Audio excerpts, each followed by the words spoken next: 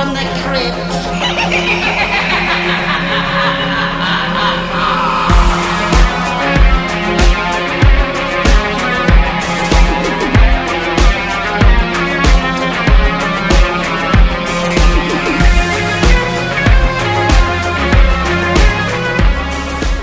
Hello, boys and ghouls. Welcome to episode 103 of Dads from the Crypt, the Tales of the Crypt podcast. My name is Jason, joined by Jody. Hello. And Mondo. Hello. Hello. How are y'all doing? I'm here. You're I'm in the here. flesh. We're gonna do this tonight. We're gonna keep the energy levels up high. Yes. I don't have my flashlight to shine under my face this week, so I'm just gonna have to talk this time. Dude, I can't rely on theatrics to get me through. I misheard you at first and thought you said flashlight. I'm like, where the fuck is this going, Jody? I don't have that with me either. That's a weird way to record. Yeah. Whatever. But hey, man, whatever gets the motor running, as they say. Well, I mean, so for those that might not be listening to some of our horror anthology movie, because we did shame on you, first of all. Yeah, well, okay. So we did one last week called Campfire Tales from 1997 or 8, whatever it was. And I've never even heard of this movie before, so I don't blame you if you didn't. But it's slightly mediocre movie, but I think we had I think we did a really good episode. We kind of threw out the format, or we just switched up the format a lot. We Jody turned down the lights and brought out the flashlight, and we told some spooky stories and brought some ambiance. We had Elizabeth Kyle on, and she did a little she glammed out for a little cosplay. It was really fun. And Jody's daughter Elise was on there, so we all had a good time. It was a fun time. Yeah, give Elise my regards, because she is now officially the scariest martial artist that's ever been on this podcast. Yes. International martial artist over there. But yeah, I didn't get a chance. I was editing. I didn't get a chance to listen to the whole thing. What I heard is really, really fun. So it's cool having her on. So thank her for coming on for me. Absolutely. She had a good time.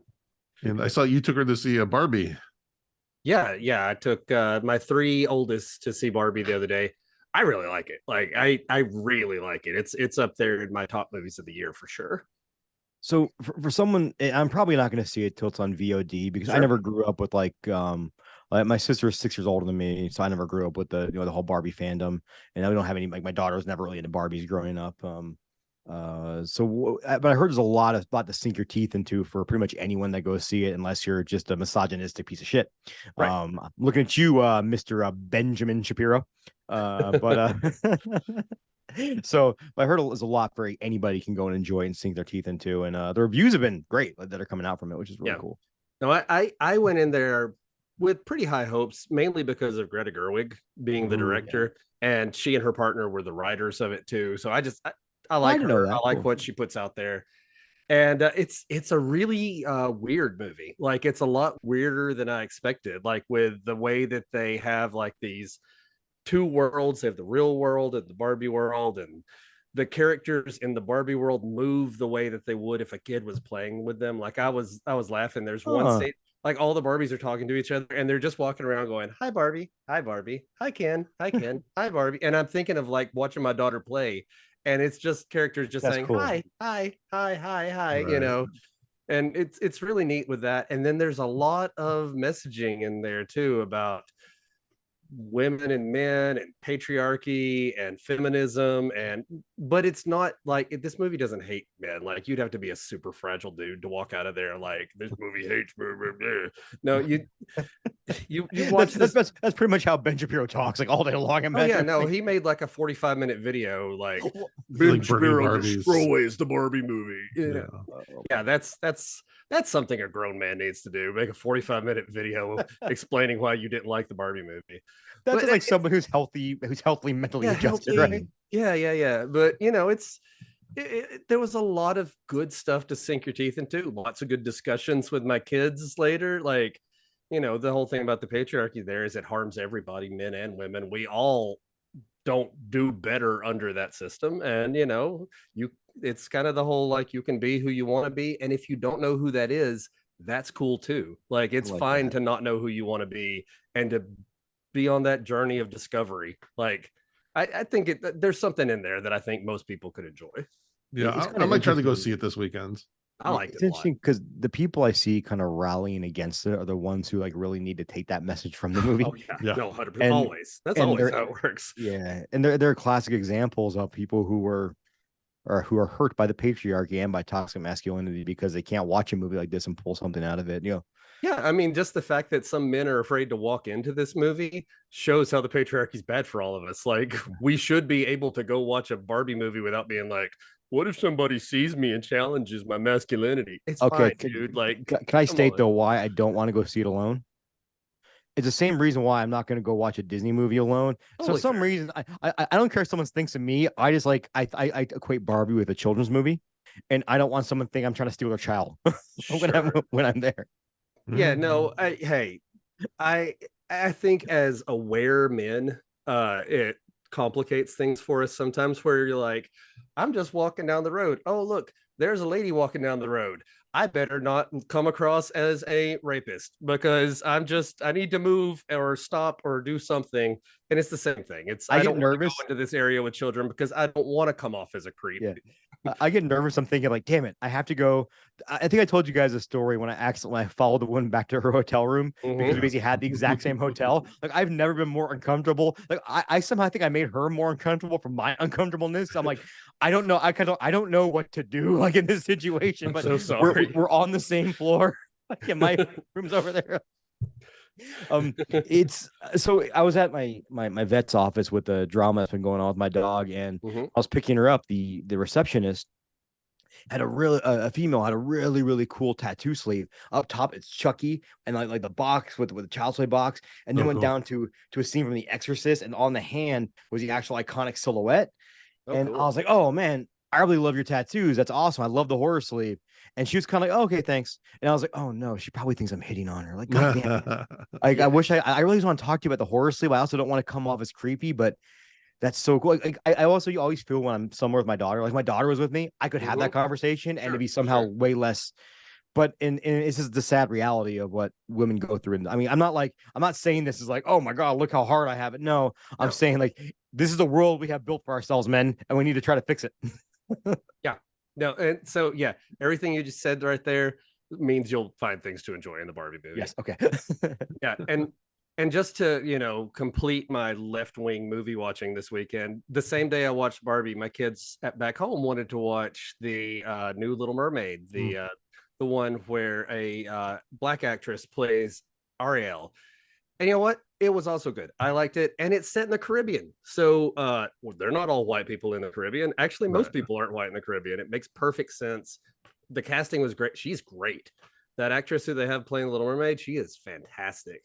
That's cool cool. special effects. But It's good stuff. I saw a sneak or test screening of that months ago. And Melissa McCarthy is just amazing in She's that. And it was like, fantastic. Yeah. it sucks seeing something that amazing and not be able to talked about it with anyone. Yeah.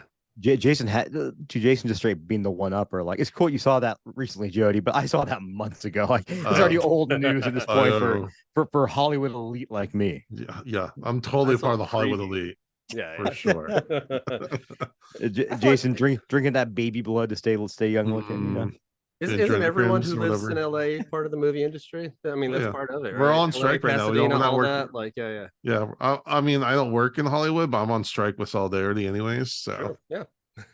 It just means you're staying home, right? yeah, exactly. I was working from home. Yeah. All right. But we got some crypt talk to do. So let's hop into it because we got plenty more to talk about afterwards. Today, we're talking about season 7, episode 4, Escape, which came out on May 17th, 1996. Jody, give us the plot synopsis. Escape, it's French. Escape. All right. We open up on the crypt keeper as a drill sergeant yelling at a bunch of skeletons. Just good times right there. When we get in our actual story, though, it's towards the end of World War II. And obviously, we're in England because we're all in England right now. Mhm.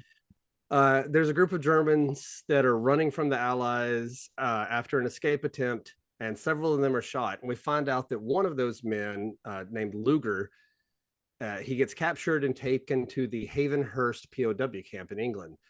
And he has been, like that escape attempt, he was actually on the inside working with one of the British soldiers to thwart that escape attempt. And so he spied on his own men. And so now he expects all these extra privileges at the POW camp. But there's a new commander who, instead of being impressed by his spying and ratting out his own men, thinks he's a coward and a traitor. And so he puts him in Gen Pop with all the other soldiers. And right after he gets there, a new group of Germans approach him about planning another escape attempt.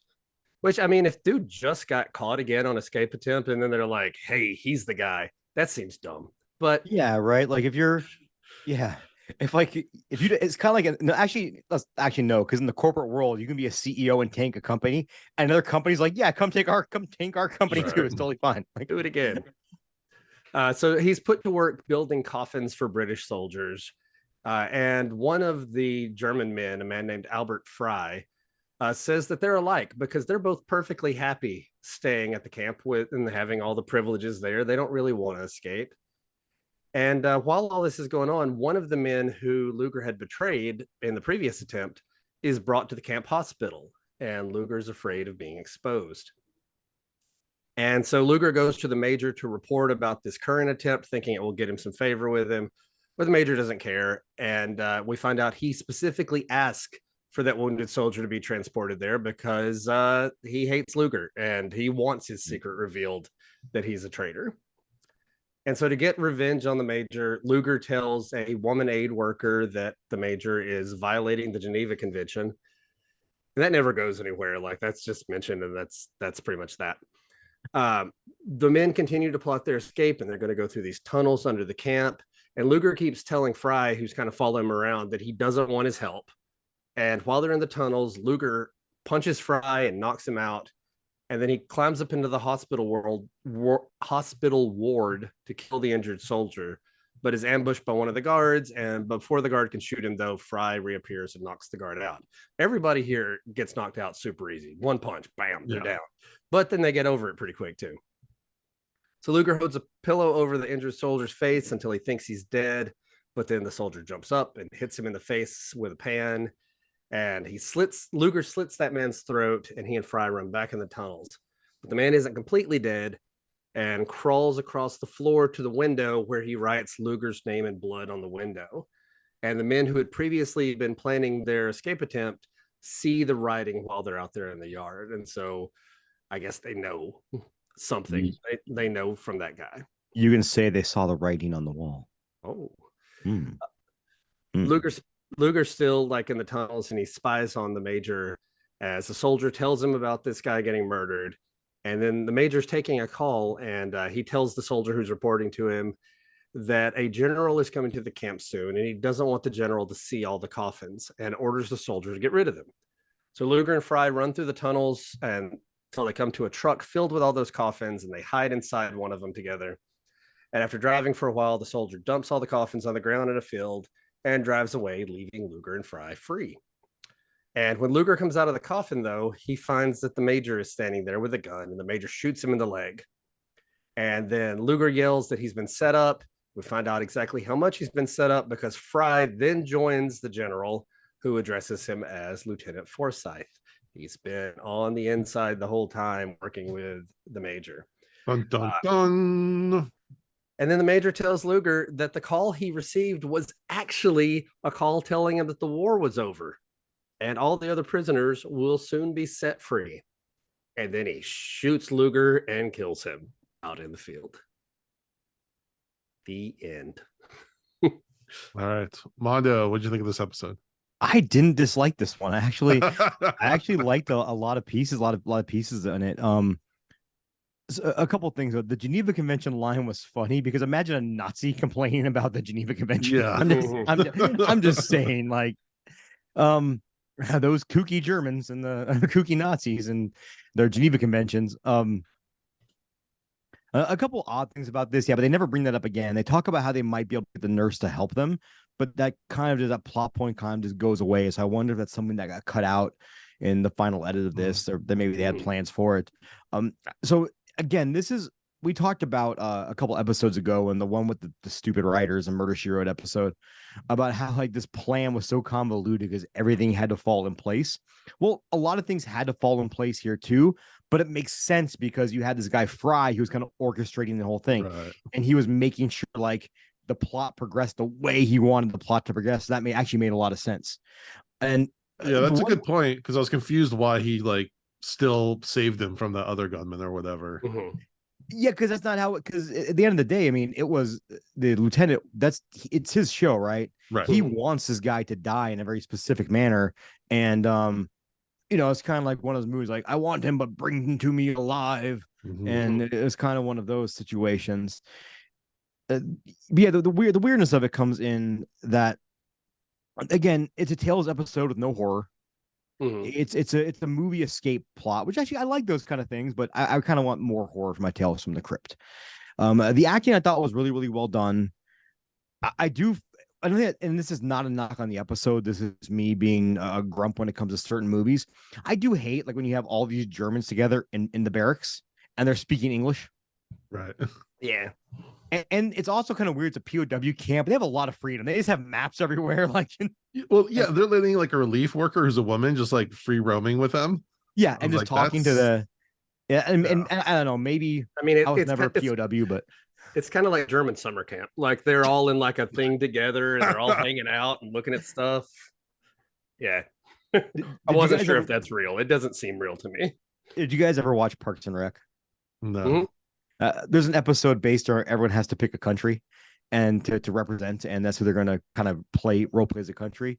And I forgot, Andy doesn't want to be part of the Finns because they're the enemy in like one of the Rocky movies. He doesn't want to be part of the other country. He goes, "Oh, I know, I'll be Germany," because they've never been the enemies anywhere. He's all excited.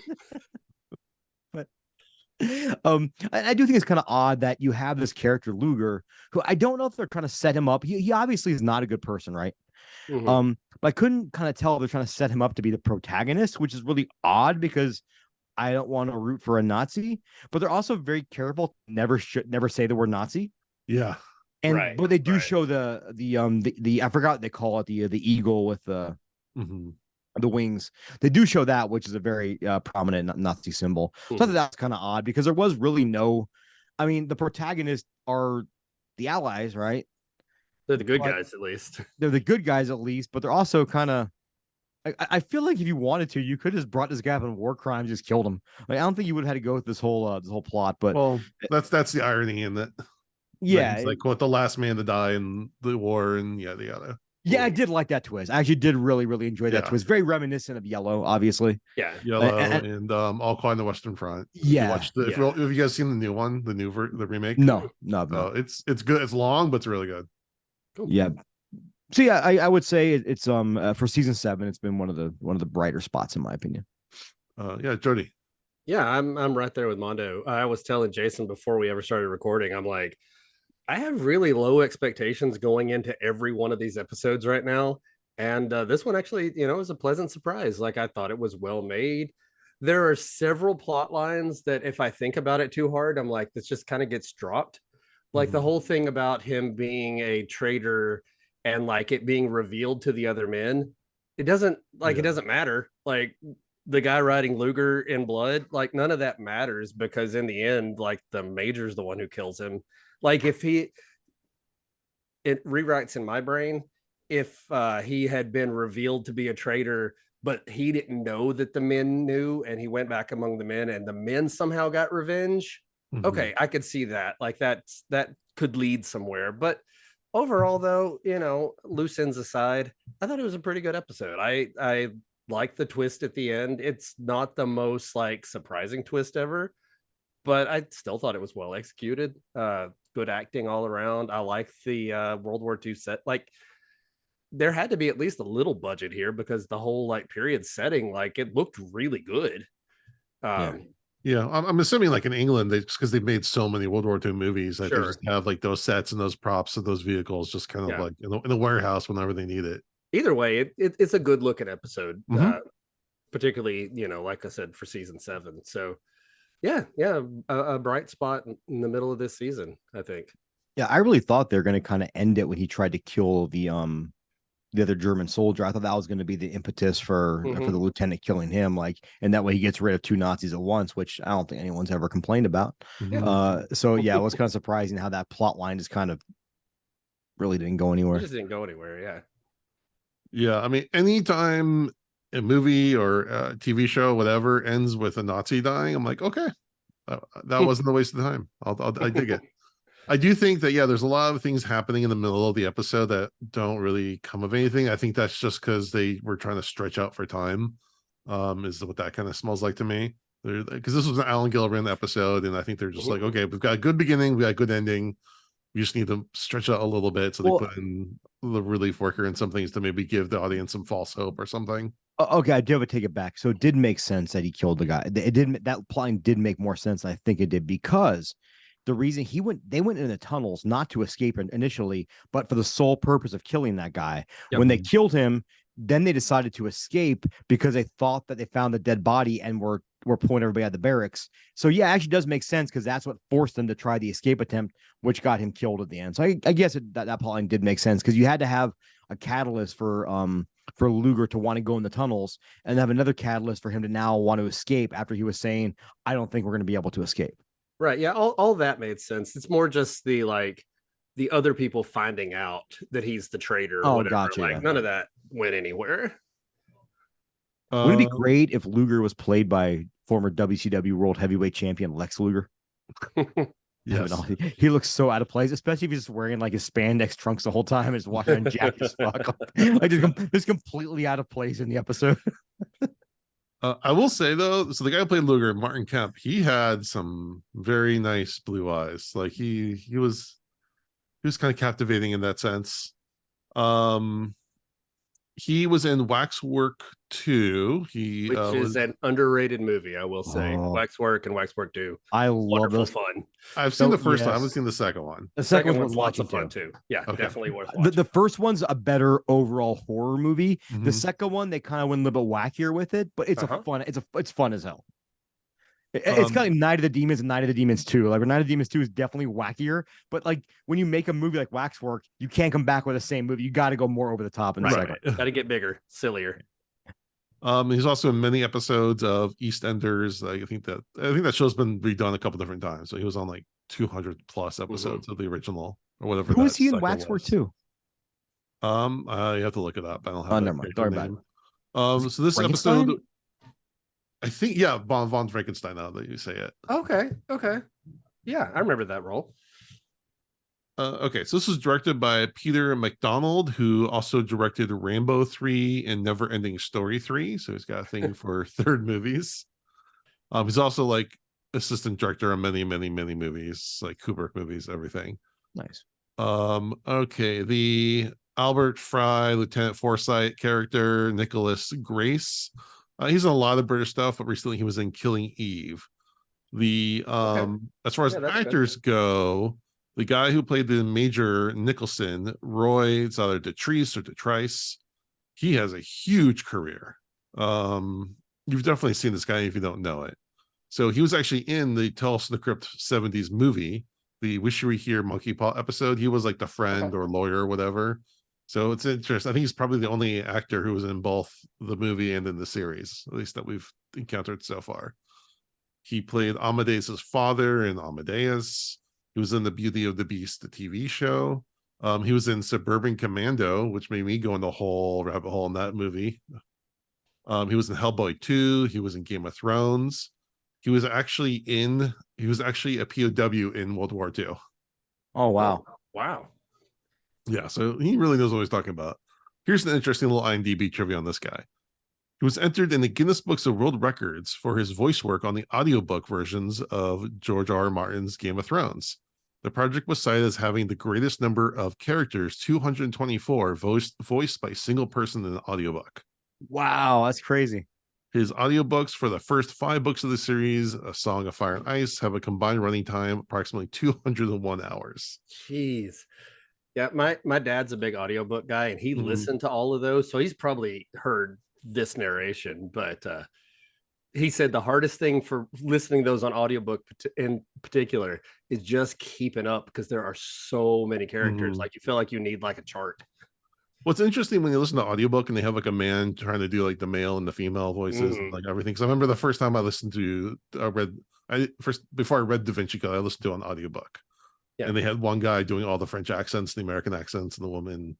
It was a bit of a circus. When it comes to audiobooks, I really only listen to autobiographies. And I'll only listen to it if the person who wrote it is actually narrating it. Because if not, it takes me out of it. Like if I'm listening to an audiobook and it's not the same, like I know what the person's voice sounds like. It sucks that they're narrating. But I don't like fiction books and stuff like that. For me, like part of the fun, and this is not a knock anyone likes audiobooks. I know a lot of people that love audiobooks. And it's a really cool medium to get that on the way to work or whatever. But I feel like at least the way my brain works is I like when I read it and like to be able, I can't envision it the same when I'm listening to it from a I have the same thing. I have tried so many times to get into audiobooks, and I've liked a couple that I've listened to, but it feels like I'm working for it, like when I'm just reading it. When I've only had that real commute a couple times. In like back in like the 2000s, I'll rent audiobooks from my library and listen to them on my commutes. This is again before podcasts or anything. Now I listen to podcasts. I listen to podcasts too. Yeah. So I think podcasts have kind of taken over that niche for a lot of people. I was just thinking about like when people are saying, "Oh, there's so many more distractions when you're driving now." And I just imagine when I was like 20 with my book of CDs, trying to change CDs while I'm steering with my knees. I'm like, wait, I gotta flip my cassette. But back to the episode. Again, there's that scene where he's trying to kill the guy. He's strangling with a pillow. And of course, he was smothering him with the pillow. He wasn't strangling. Strangulation is when you stop the flow of blood to the brain. He was smothering him. You know a little too much about that, but we're gonna glaze over that fact. That's my that's his hobby. Actually. Again, I haven't been strangled or smothered or anything, but I do like the fact that well, you should try it sometime because in some situations it can be scary and some it can be fun. Quite we're not gonna go down the David Carradine route, but he does this thing I've always wondered Time about. out, Jason. No one is saying to wrap a belt around your neck and hang yourself in the closet while you masturbate. I don't know what you're talking about, but if someone else applies gentle pressure, it can be quite nice. That's not part of Brazilian jiu-jitsu, right? Sure. Well, I mean, there's a I don't know what they do in Brazil, but we don't do that. We don't do that in our school. So the guy who's being attacked either plays dead or passes out for a moment or just like stops moving. So the guy will stop. And I'm like, why don't they do that more? Like, I was just thinking, like, if that was happening to me, I was in a situation where, like, I was no way for me out of it. I know that, like, this is no way out of the situation. That's what I would do. I would just play dead and make the guy think that, And I thought that was actually really cool. Another chance. Yeah, I thought that was kind of badass. I was like, I don't know if that's like a real thing or like that would happen or not, or if you have enough wherewithal to play dead. In real life, like, let's just be honest. I think if you're trying to kill someone in that manner, like, you're just holding on to that pillow until your arms can't hold on to it anymore. Like it takes quite a bit actually to kill someone from smothering or strangulation. I mean, usually you strangle someone, and if you strangle for too long, they just pass out and they wake back up and they're okay.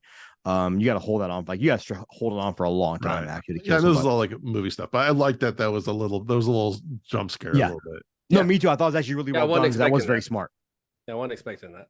And that guy was resilient, got his neck slit, and he's still like, fuck that. I'm gonna write this guy's name on the window. Yeah. You know, it'd be really funny, like if you're on your deathbed, right? Let's say you're in deathbed.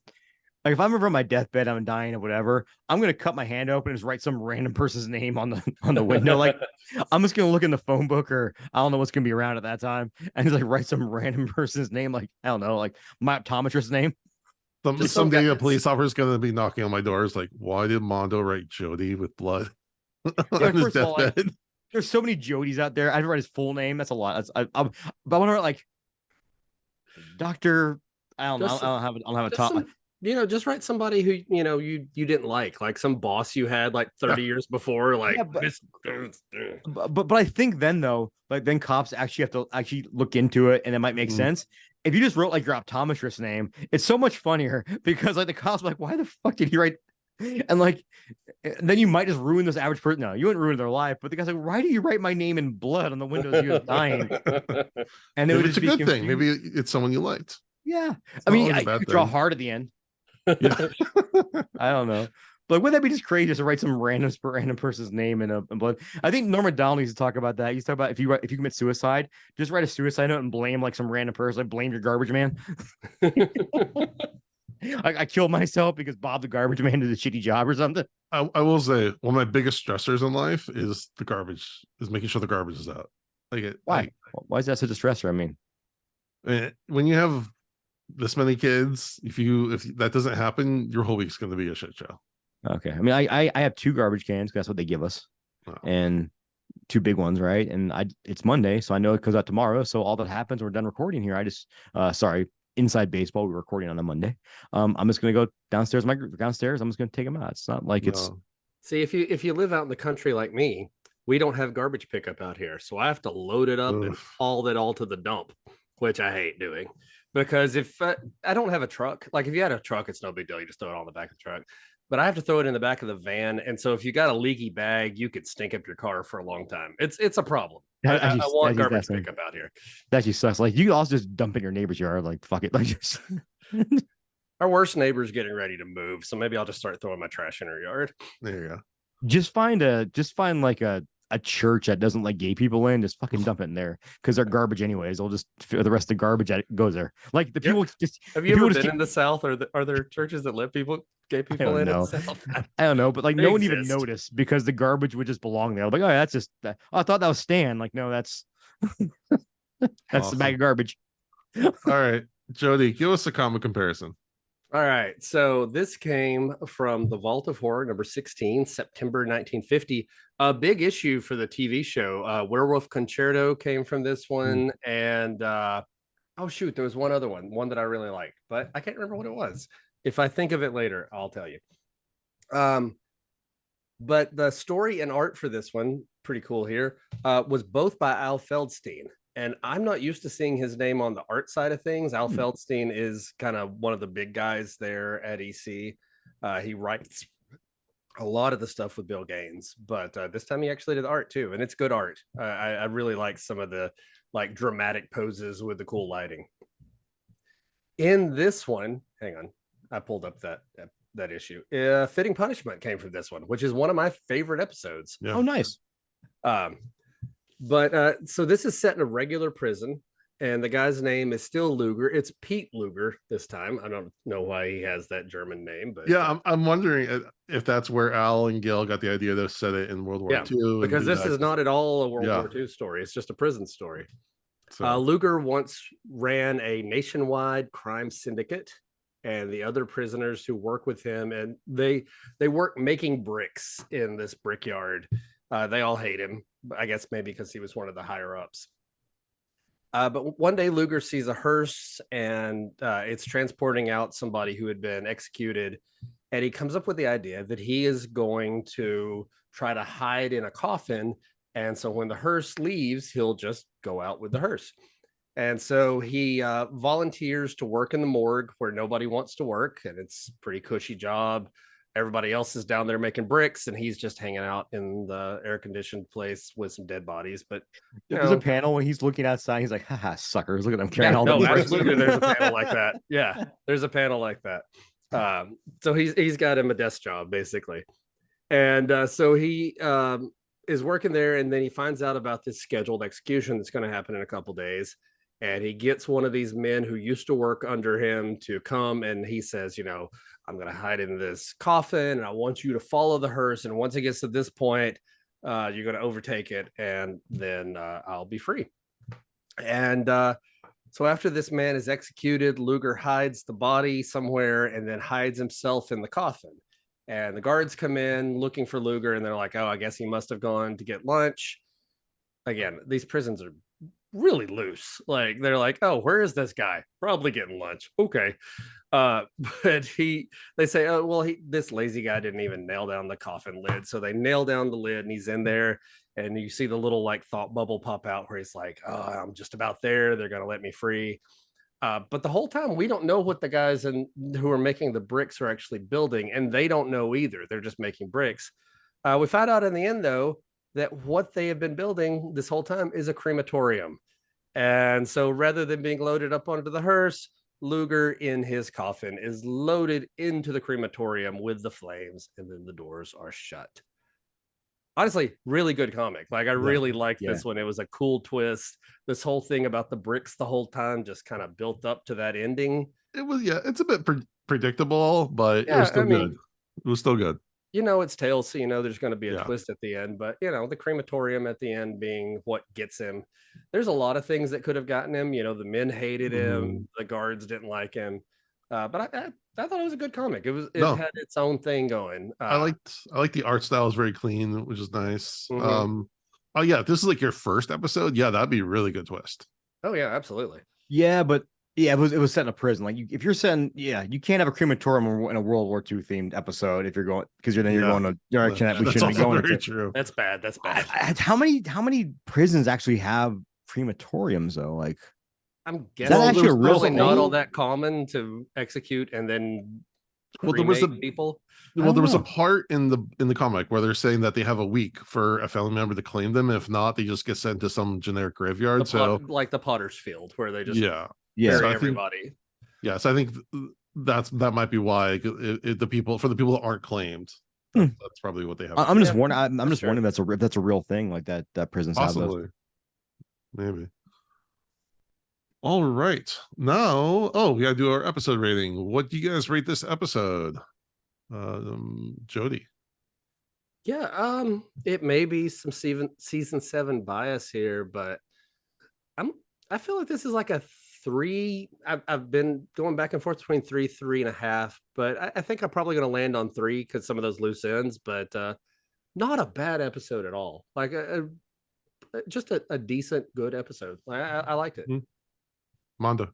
Yep, I'm same way. 3, middle of the road. Just decent episode. I think it's perfectly acceptable. Like I wouldn't tell anyone, if someone's like, "Hey, what episodes should I watch?" I wouldn't say go out of your way to watch it, but I thought it was perfectly fun. A friend of mine used to have a podcast, and it's the friend I was talking about earlier. But he used to use the phrase "perfectly acceptable horror," as in like, it's not going to change the world, it's not going to be your favorite, but it's fine. You throw it on, have a good time with it. I feel like this falls under that category. Yeah, that's a good way to put it. Yeah, I mean, I was wavering between 2.5 and a 3, but I feel the same. 3. It's good. Yeah. Okay, now let's kick it over to Al Katz, and we're back. Mondo, give us your song of the day.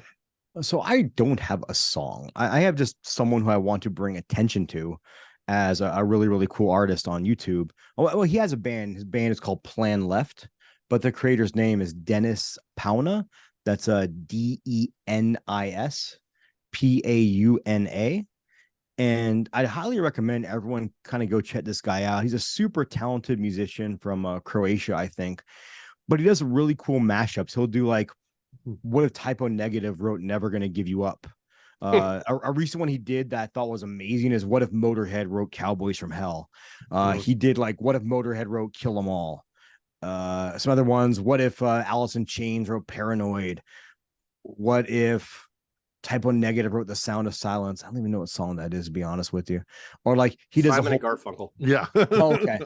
He does, what if ZZ Top wrote the whole album Kill 'Em All? Oh wow. And he's super talented and they all sound amazing. And he just blows me away with how good a musician he is. His band is definitely kind of not my cup of tea. But if you like just good solid rock music, I think a lot of people would find it up their alley. But I really think more people should. The fact this guy only has he has 85,000 subscribers. I still think that's criminal that he only has that many subscribers. Because he's such it's one of those things where I'll just jump on his channel and on an afternoon and like waste 2 hours. I wouldn't say waste, enjoy 2 hours of my life, just kind of checking out a lot of his videos and a lot of what he can do. So definitely check him out and check his band out. He does have a Patreon too. If you're going to subscribe to just one Patreon account, it should be Dads from the Crypt. If you're going to subscribe to 2, make the second one Dennis's page. But I'm a big fan of his, and I think everyone should kind of check him out. And just if you like any of those bands I mentioned, Metallica, Black Sabbath, Alice in Chains, Typo Negative, I think he did a what if Korn made Enter Sandman? No, it's interesting. I love stuff like this. Where. So I love mashups and, where they take the different beats and the different sounds and stuff like that, mix them together. But also there's a channel that I like on TikTok and other places called There I Ruined It.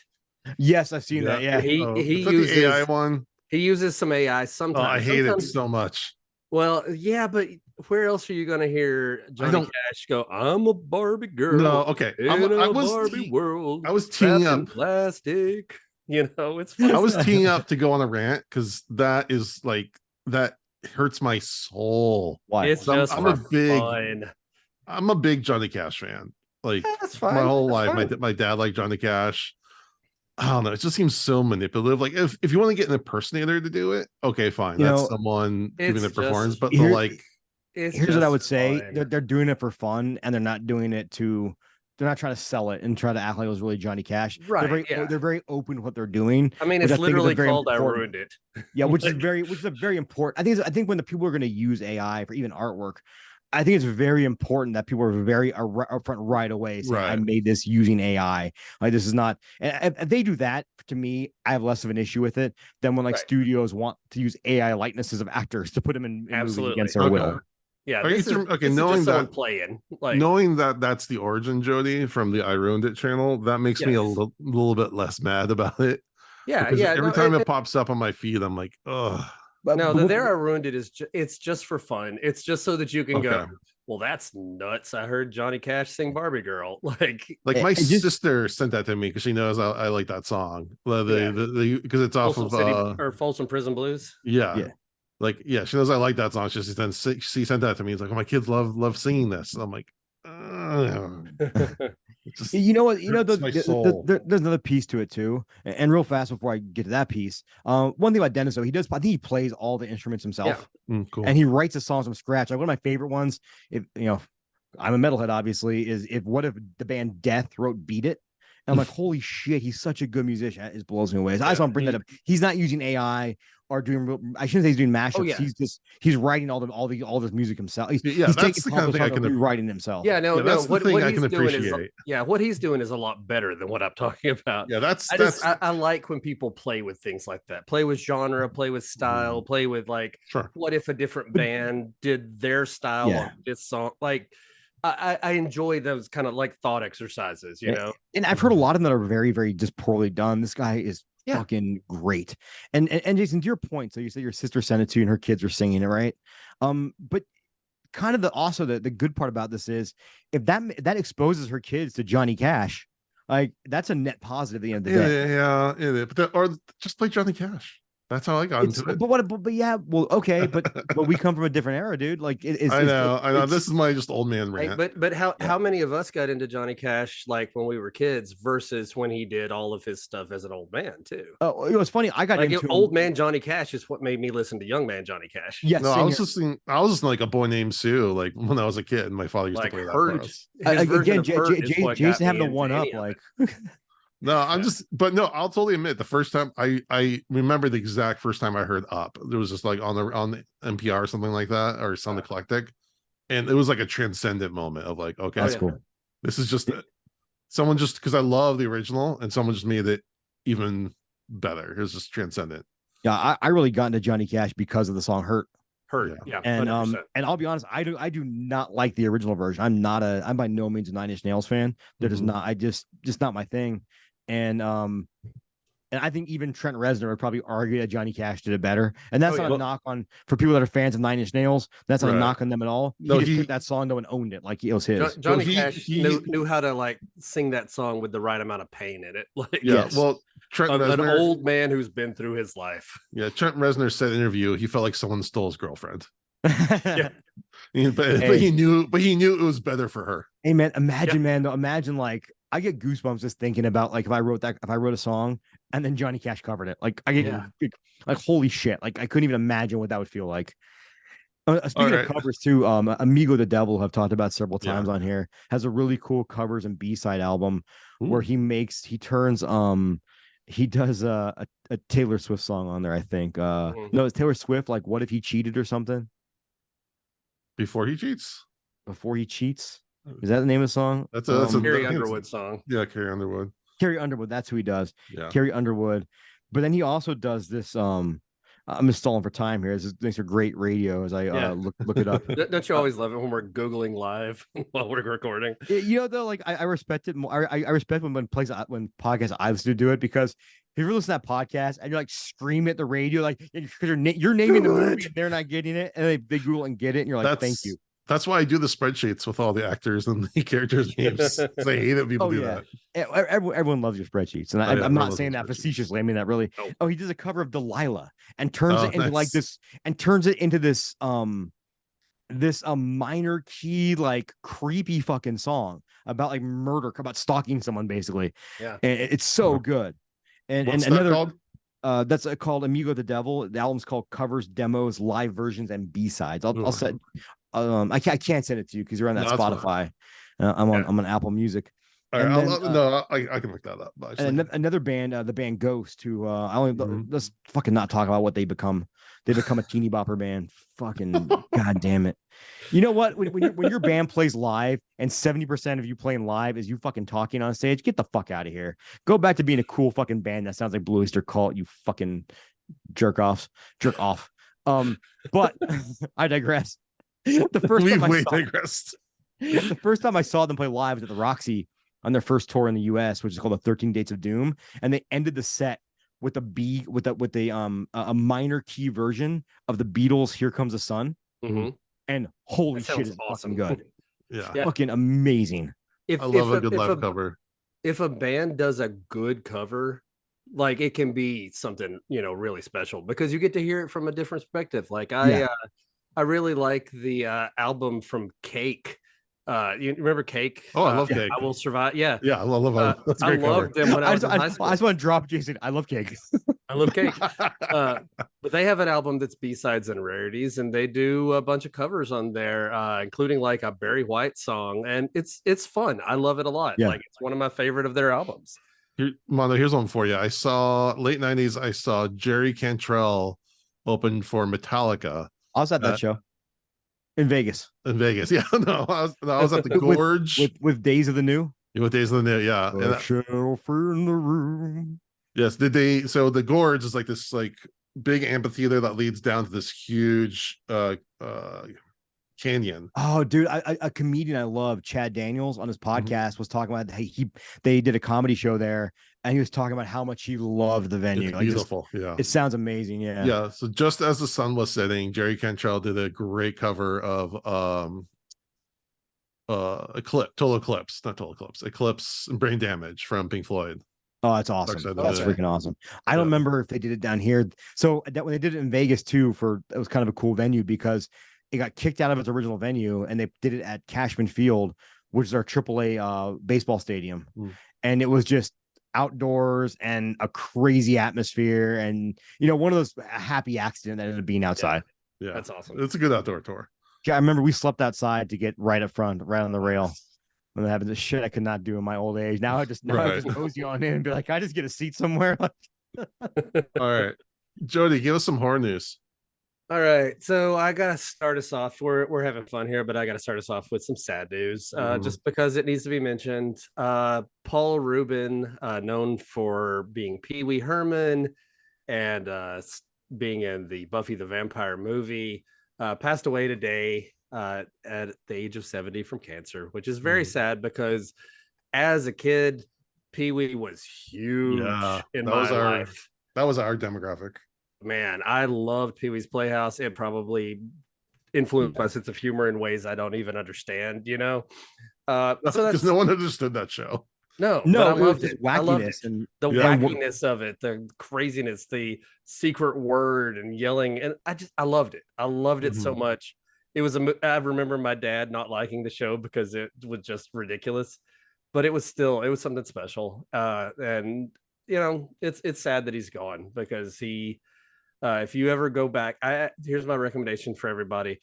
If you grew up with the show, go watch his live show that he recorded for adults with Phil Hartman. I used to see it on Comedy Central. I think it's on YouTube now. I've never seen that. Phil Hartman plays like a sea captain, and it's Pee Wee's Playhouse, but it's not a kid's show. It's done like a kid's show, but for an adult audience. So, you know, that's a little neat. innuendo and stuff in there. Plus, you get to see Phil Hartman. So you could be doubly sad that both Pee Wee and Phil Hartman are no longer with us. But it's still worth watching. So on to horror news, though. A couple trailers. Saw X trailer has been released. Yeah, that looked better than I expected for at this point in the Saw. Well, I gotta say, I have not watched either of the two trailers I'm going to talk about because I'm trying to go in a little more blind on them. What I would say about the Saw 10 trailers, it definitely sets up the story, and of course, had to show you cool traps. But at no point do I think they actually give away too much. Okay, good. Maybe I'll check that one out then. In my hope for this is that there's nothing to give away. It's just a straightforward Saw movie. Yeah. Yeah, apparently it happens being the first and the second Saw. Yeah, I was gonna say that it's a sequel to the first movie. Yeah, you know how they like to do that now. And Jigsaw and Amanda are both back, Shawnee Smith's character. So that alone puts me in a happy place of Jigsaw and Shawnee Smith. So hopefully they just do it straight up. Like we don't get too complicated, too much mythology in there. I think it was I don't need too much. Yeah, I think it was Saw 3, which really didn't have a twist. Yeah, and it did. I remember, but it wasn't like but the twist though, it wasn't really a huge like twist that didn't make sense because they had to have a twist. Yeah. Everything made logical sense leading up to that point. Yeah, and that's one of in my opinion, one of the better Saw movies. The first one obviously iconic, right? Yeah, right. And when people are like, "Oh, I saw it coming the whole time," no, you didn't. No, you didn't. No, you didn't.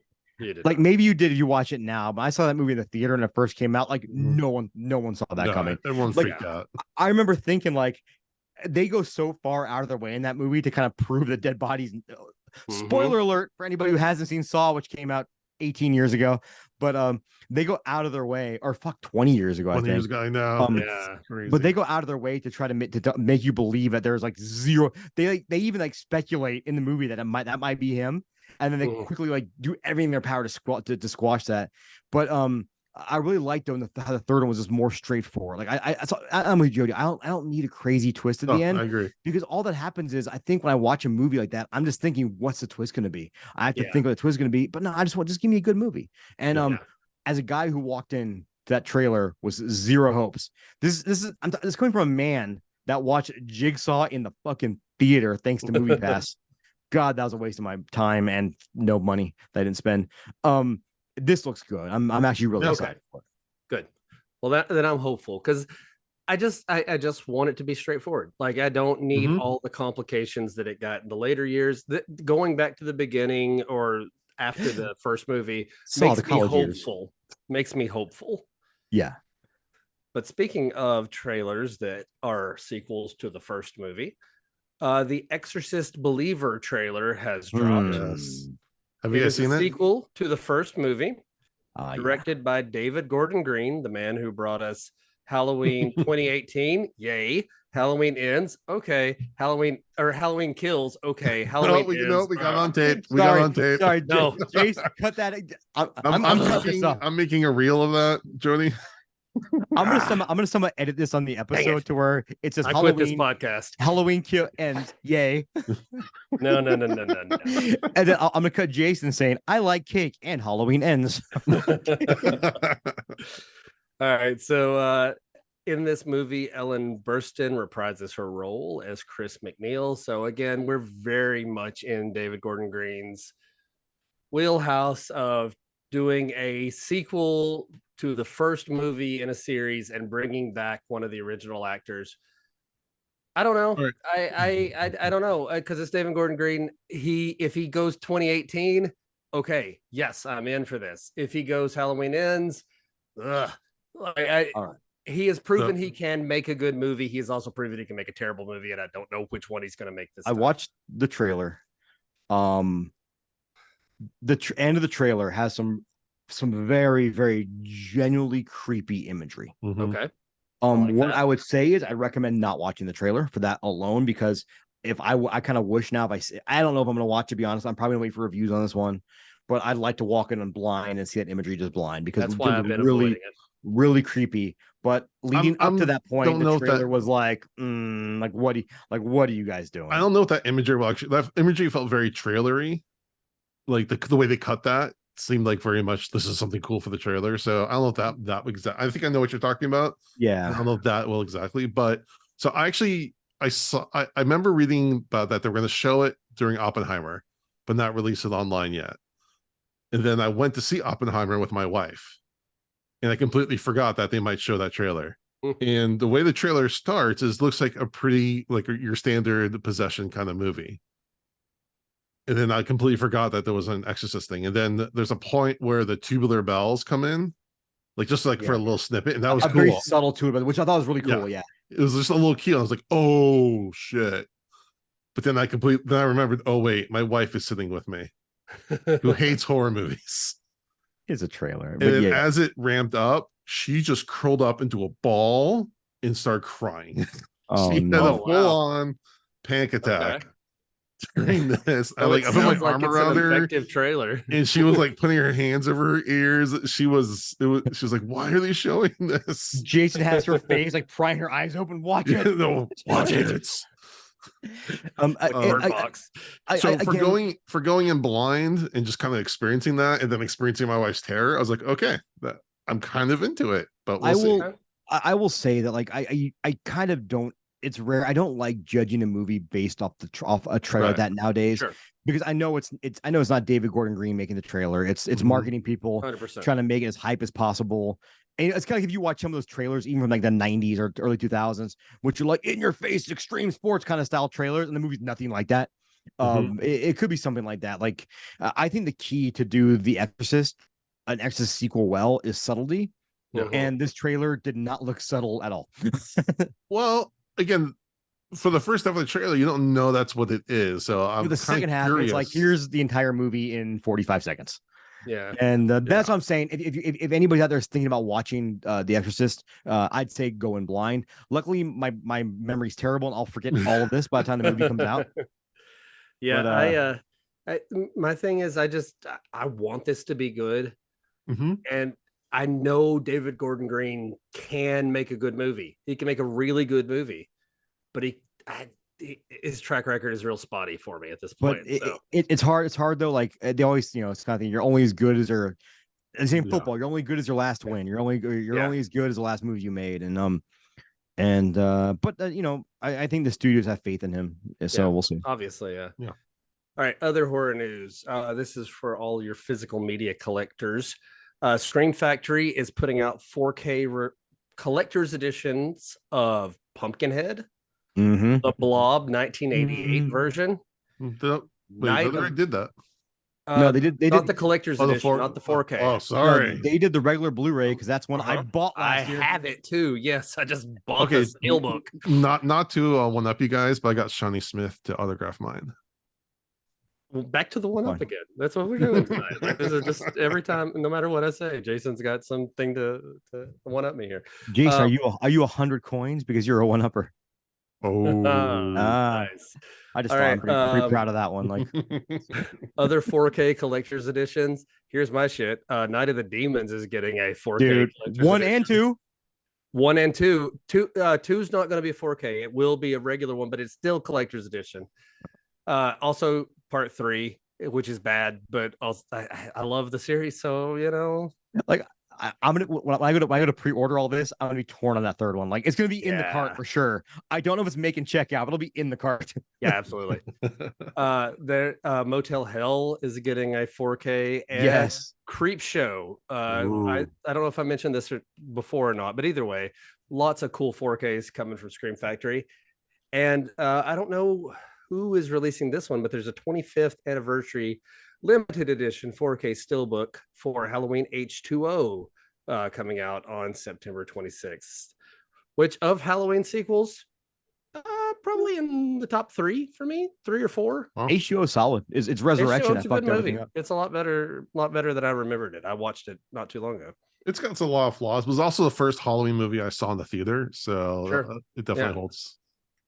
Okay, Halloween is a very hit and miss series for me. Like even 3 and 4, 4 and 5 that I like, I don't know if they're good at all. Like I just don't know. But my final piece of news is again for collectors, but collectors like me. NECA is at San Diego Comic-Con, and they've revealed some stuff. One of them is a Chucky figure from the TV show Chucky. Oh, it's so good. Movies. It looks so good. It's got the melted face Chucky and a flipping off hand that you can use with that. Good stuff there. And they also revealed the next wave of Toonie Terrors figures, which includes Tarman from Night of the Living Dead or Return of the Living Dead. Looks awesome. Instant buy for me. Megan is a great looking figure. They have a Vincent Price Toonie Terrors with his cat. What's that? And his cat. Yeah. And the Fiend from the Misfits band. So yeah, whatever. But Tarman. That Tarman looks great, and dude, that's an instant. I might be buying that Trick or Treat Tarman for $170. Like, oh man, it's been tempting. That's the good. That's the high end Tarman. Can I bring up one very important release? You did not mention this coming out in October. Yeah, there's so many. Yeah, from Arrow Films is releasing the Hellraiser Quartet of Torment. Yes, which that was 4K. Very close to being on this list. Dude, 4K cuts of all the films. But did you read probably the coolest thing in the whole box set? Is disc 4 is gonna be Hellraiser Bloodline, and it's gonna be a newly uncovered work print version of the film. Yeah, not the Kevin Whitaker cut, but like a work print, which is really cool. Well, I think that became an Alan Smithy film. Yeah, because it got changed so much from what it originally was. So I am fucking excited. I can't even hide my excitement for this. Like that's the first thing I'm watching. Well, when I want to watch them in order, right, and I do the right thing, but no, I'm gonna tear that box set open when I get it and pop that disc. You can only order it in the UK right now, but it's region free. Yeah. But if you order from Arrow Films, you can get the collector's edition, which has a cool Chatterer case. Yeah, and with all these special edition collector's editions, like a lot of them come with posters, some of them come with enamel pins, some of them come with stickers, just all kinds of cool stuff. They're pricey. Like the Night of the Demon set's like $170, but it comes with some cool stuff. I probably won't be buying that whole set just because I want to continue to stay married and stuff. But I'll definitely be picking up some of the individual disc and just lots of good stuff coming out there. If you're a horror fan, if you're a physical media collector, there's so much. Every movie you loved growing up is getting a 4K release, so enjoy that. Cool. All right, let's go over to our Patreon pit really quickly. We had a little Would You Rather. This week's Would You Rather is, would you rather give up air conditioning and heating for the rest of your life or give up the internet for the rest of your life? Can we stop with the saddest Would You Rathers? There's no death in this one. I tried to perk it up a little bit. Would you rather get kicked in the dick or have a fucking stub your toe like every morning the rest of your life? A good Would You Rather needs to be like a scenario that like makes you try to really think about it. So I'm struggling with this one. Yeah, I'll tell you, I'm struggling because I live in the frickin' South, where it's been in the 90s all week, which doesn't sound that bad until you put 90% humidity on top of it, and it's terrible. My life is walking outside and immediately regretting it right now. Walking to the car, I'm covered in sweat from a 10-foot walk to my car. So air conditioning keeps me alive, but also my entire job and most of my friendships are internet based. So that's pretty important too. Both would suck to not have. So what's your choice? I guess I could get fans and light a fire. Like, fuck, I'm gonna have to go without air conditioning. I guess I have questions. It sucks. Being in Las Vegas, I have to go no internet because I would just die. Yeah. Can Jody come hang out at my house? And I can use his phone as a hotspot. I think we have ways around this, Jason. I mean, if I wanted to be like super strict, I would say you would never be able to use the internet. Not just you wouldn't have internet at home, but you're giving up internet. Now, on the plus side, it'd probably be okay for my mental health. Yeah, I don't have to hear the ramblings of stupid fucking morons. But yeah, dude, living in Las Vegas when it gets to 117, and with climate change, which these stupid people isn't real. Yeah, it's only gonna get hotter. So I would just not be able to survive without air conditioning. So it's gotta be AC. No, I don't know that I could survive without AC, but again, my job And Right. most of my relationships outside of my immediate family are all based online. So I don't, it would be good for my mental health to get away from, the idiots on the internet, but I don't think it would be good for my mental health to suddenly be very isolated and poor. Oh no, Yeah. it'd be terrible. bad. It'd be terrible for me. But if I had no AC in the summertime, my dogs would probably die, and that's very important. My mental health. I'm just gonna tell you guys, don't put all your mental health eggs in one basket like I have with my dogs. It's a good like 12 to it's a good like 14-year plan, but I'll try not to tell you towards the end. I'll try not to tell your wife about that. She knows. She knows 100%. Like my mental health is tied to that goddamn dog. Yeah. So Jason's would you rather this time is basically like, how would you destroy yourself? Would you like to destroy yourself physically or mentally? Take your pick. Right. I mean, like 10 years ago, yeah, we could probably give up the internet, but like all three of our jobs are very internet dependent. Like pretty much our functioning on basic functions are all based around that. So yeah, but again, I need to be alive to perform my job, and I wouldn't be alive if I didn't have air conditioning in the fucking desert of Las Vegas. I know. I'd have to move. Like now, if I could move anywhere I wanted to first, and then I could get rid of. Okay, yeah, that does make a difference. I'd move to the Bay Area, and my rent would be I wouldn't because I couldn't afford rent there. Can't afford to live there. Yeah. Right. Interestingly, 100% of the people on our Patreon selected giving up the internet. I think people don't put enough thought into that. I think they only think of the bad parts of the internet. There are lots of parts of the internet I would absolutely give up, but it's too good. Like there's too much good that comes from it. I can't get rid of it. Mm-hmm. I like to be at home and do my job. I would like it less without air conditioning, but I mean, realistically, I couldn't even go to my office and do my job on the internet if I couldn't use internet there. No internet, no job, no whole like.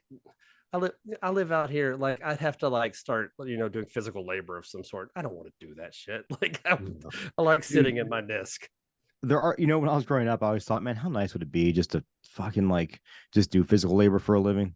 Mm-hmm. But then I realized, man, like it's kudos to all you people out there that do physical labor jobs, man, because it takes a toll on your body. And like I have friends that train jujitsu that I got a couple of kids that are iron workers, and I'm like, man, you guys are way more badass than I will ever be. Yeah, I don't know how you guys do it.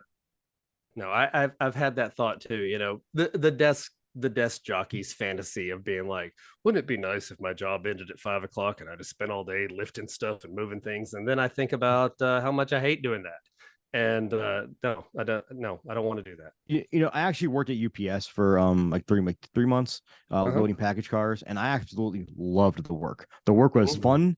It was cool. Like cool. I need to fit 6,000 packages these 2 cars here. I got it in numerical order, and that part was the fun part about it. It was the surprisingly the most politic job I've ever worked at. You think how much politics can go into working at UPS? Oh, all of them.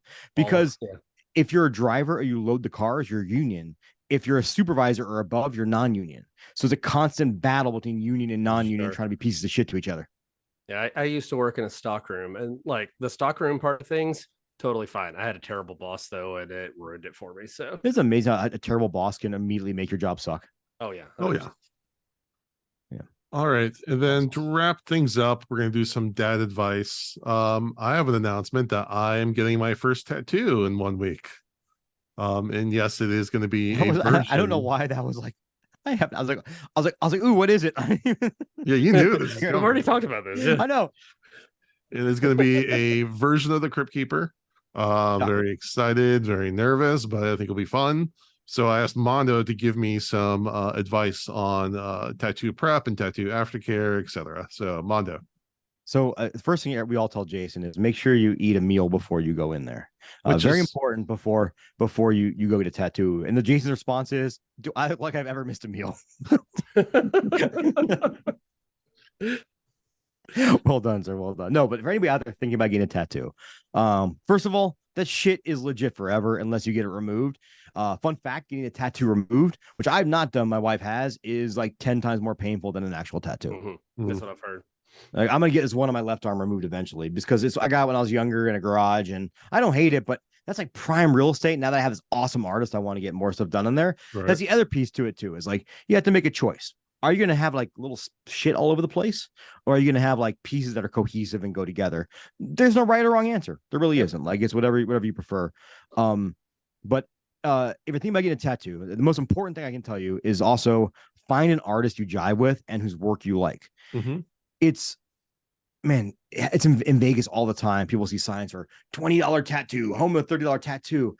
Any tattoo artist that's at a shop tattooing for $20 is I shouldn't say that most of them are not going to be good artists. It's kind of like, if your wife doesn't go to Supercuts for a haircut usually. Some people do, which is fine, but most people go to salons because they're more well trained, right? Sure. And same thing with tattoo artists. A good tattoo artist is going to cost money. Jason, will you reveal what your tattoo artist is charging you? Did they already say? Yeah, $200 an hour. $200 an hour is a little bit steep. I shouldn't say that for. No, sorry, California. That's probably about right in California. Yeah, no, it's about average for California. Yeah, out here in Vegas, a good artist will run you about 150 to 175. Yeah. So, and also you can talk to your artist and make sure you jive with them. Most are going to charge you a deposit, because they're going to draw something for you. They're going to spend time talking to you, and they need to get paid for your time, just like anybody else needs to get paid for their time. That money always goes to the cost of the tattoo. I have heard of artists who will say that money is separate from the tattoo. That's a red flag. Yeah. Don't go that route. Also, don't just go giving your money to people on Instagram. There is a common thing where people, there's a common thing where people will like catfish. Well, they'll find an artist, copy all their artwork, post it up, and then say DM me for booking. People DM for booking, they'll take the deposit and then run away.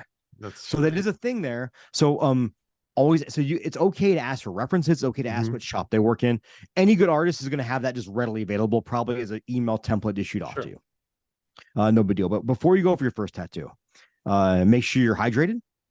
Make sure you have some food in you, because it's your body is reacting to trauma when this is happening. You are literally letting someone carve into your skin, and your body's going to have a reaction to it. So you need to have food. You need to be hydrated, or else your body can go into.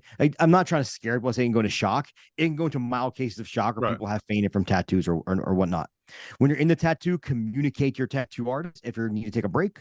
If you're not feeling well, they appreciate that. They rather you say, "Hey, I'm not feeling well. Maybe I need some water," rather than you falling asleep and passing out on their chair and potentially, them having to worry about your health. If you have any health issues, communicate those to your artist, communicate those to your doctor, and just make sure it's right for you to do, which usually it is. There's always workarounds for pretty much everything.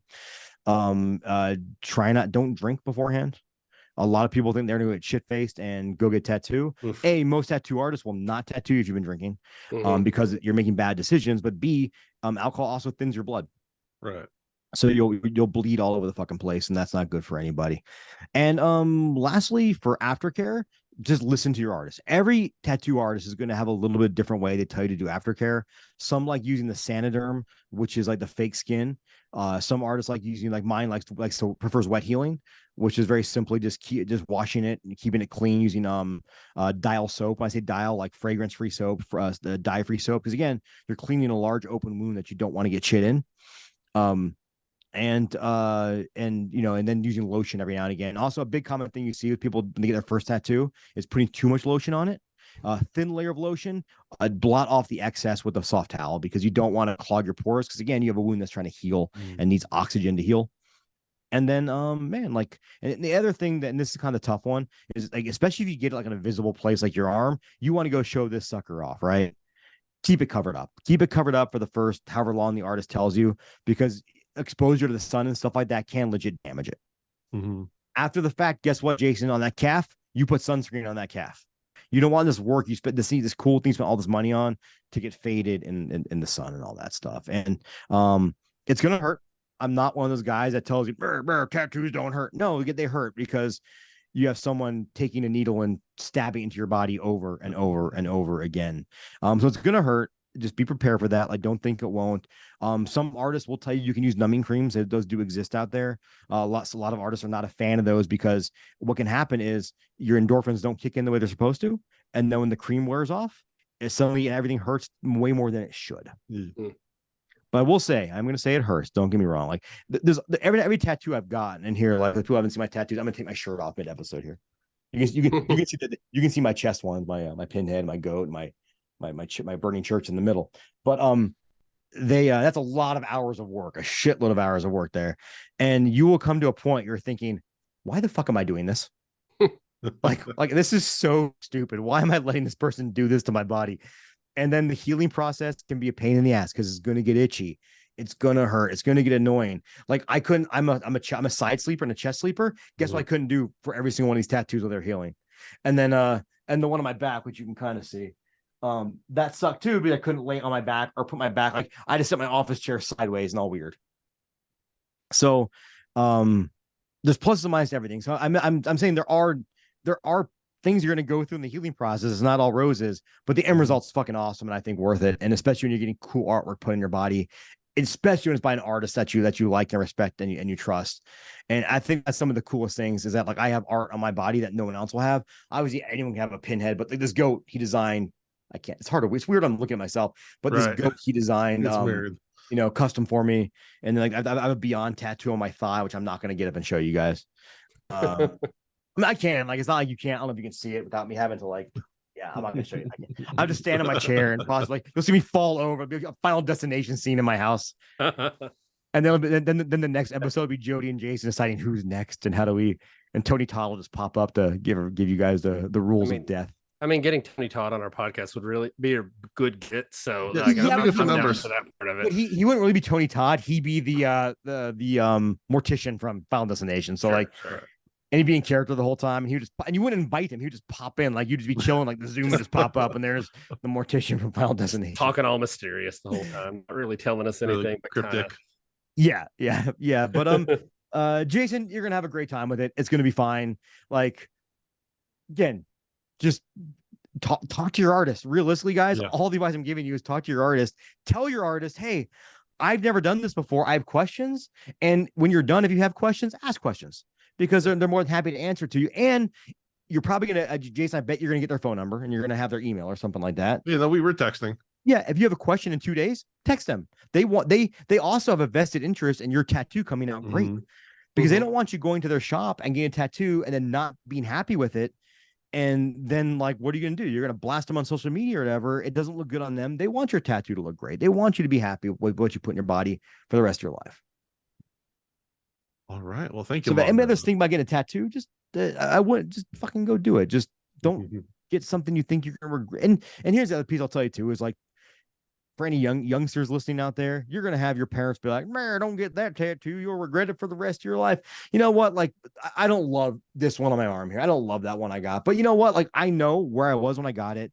It's kind of I know my mental state when I got it. I know where I was in life. It's kind of cool to look at that and remember that. And there's nothing wrong with that. Like I think for a lot of people, tattoos are kind of like a story for them. I know they are for me in a way. Like everything I have is something that kind of represents some piece of me. Yeah. Like, the other one I can't show you is my Cobra Commander logo on my leg, which is that's what our gym used to use as one of our logos. So I got that when I got my blue belt in jiu-jitsu. And so I even though like I'll always have that memory, right? That memory will always be there every time I look at that. So you might get someone you're 18 and you're 40, be like, oh man, maybe I should have gotten that. But fuck, dude, I remember getting this on a Thursday. I remember like my bathroom I got like right before I had my daughter, I think. Like I always remember that the day I die. So there's nothing wrong with it, guys. Go have fun, especially if you're young. Like fucking go do your shit. Like have a good time. Yeah, I don't have any, not because I have anything against them or I'm like don't want them at some point. I just haven't found, exactly the right fit for me at this point. Yeah. But my brother is covered in them. He has tons of them. And it's exactly what you're saying. It's a story. Like he can go through and be like, this one means this to me. And this one means this to me. And this one's important to me because of whatever. And so like, he's got them all over and they all mean something to him. They're all, part of his story. And that's awesome. I mean, they're fucking cool. Let's be honest. Yeah. Oh, very cool. Absolutely. Yours are very cool. The one I will say is the one here in the middle. There we go. This fucking right here. Sternum. Yeah. That fucking sucked. Like that was like I took every other one like a champ. Like when I was doing Pinhead, I had to keep my head like this for hours while he's doing all the little pins. And the pins in the collarbone and the shading here sucked. I'm not gonna lie. But whatever, I stuck it out. That's not too bad. The one in the middle, that's the one where I was holding a table and I hear the needle, I'd go. Like that was the one that was rough. And what'll happen is your endorphins are gonna kick when it first starts, it's gonna hurt, and your body's gonna be like, what the fuck? Then when your endorphins kick in, it'll be cool. You'll chill out, your body relaxes. When you get big piece, what'll happen though, if you get a lot of work done in one day, by the end of the day, your endorphins are gone. And then it's just them shading over sore skin. It's like, but I wouldn't trade it for the world, man. Like I love my tattoos. I love my artist. I've used the same artist for everything. If anybody's coming to Las Vegas and wants to get work done, I'll throw him out there. His name's Jason Paxman. Paxman, just does some fantastic work. You can find him on Instagram, and I definitely like would recommend anybody going, unless you're a dick. If you're a dick, don't go see him. I don't want to recommend assholes to my tattoo artist. Well, if you're a jerk though, we've already pushed you away with the left wing talk. But if you guys are in Vegas and want some tattoos, then hit him up. Tell him that Mondo sent you, and he won't give you a discount, but he'll say, oh cool. And I don't get a discount, man. I pay my tattoo artist full price because that's what he's worth. Do you tip tattoo artist? Yes, you have. Yes. Always tip your tattoo artist. Always tip your. I honestly do not know what the I just figure what he charged me and figure that's probably not enough, and just give him what I think is enough. But one day I asked him, I said, Jason, like, I shouldn't probably say this on the air. I'm not going to talk about like how I tip my tattoo artist, but I just know he's happy with my tips. I'll put it that way. Okay. I don't, and because I give him more than just a tip. Obviously, it's also he also gets my friendship and my companionship while I'm sitting on the table because he's a friend of mine at this point because we built that relationship over all the time, and it all started with this little moon he did for me. Oh, nice. And then Pinhead was one of his first portraits he did.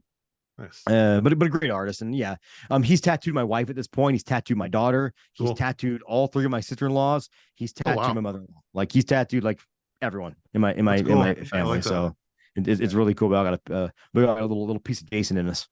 Nice. All right. Well, that wraps up another episode. Next week we'll be covering Tales from the Dark Side, the movie. We appreciate everyone for listening. We'd really appreciate it if you would give us a rating review on iTunes or rating on Spotify, and check out our YouTube for videos of these podcasts. And with that, we thank you for listening to Dads from the Crypt. Follow Dads from the Crypt on Facebook, Twitter, and Instagram, or I will follow you to the grave.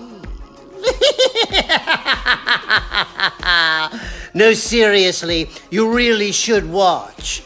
But be careful what you ask for. You may get it.